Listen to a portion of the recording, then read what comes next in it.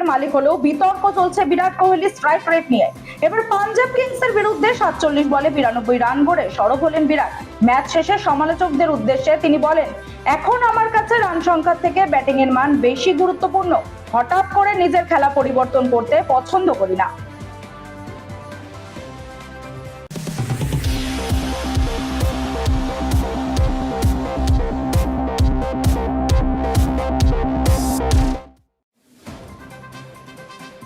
কলকাতার বিরুদ্ধে জার্সি বদলে নামবে শুভমানের গুজরাট। ক্যান্সার নিয়ে সচেতনতা বৃদ্ধি করতে এই সিদ্ধান্ত গুজরাটের।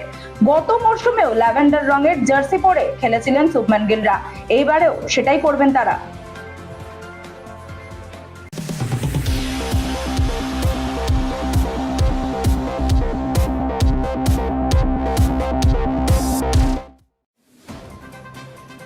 টি-20 বিশ্বকাপের পর কি থাকছেন না দ্রবিড়?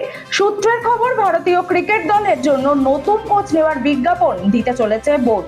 চলতি বছরের জুন মাসের মেয়াদ শেষ হতে চলেছে রাহুল দ্রাবিড়ের। তবে কি আসতে চলেছে নতুন বিদেশি কোচ? সম্ভাবনা নাকচ করছে না বোর্ড।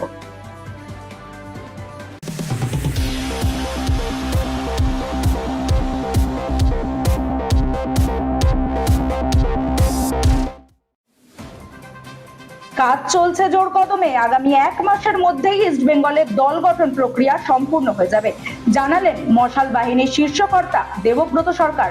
জুনের 15 তারিখের মধ্যে দল গঠন প্রক্রিয়া শেষ হবে বলে আশাবাদী তারা।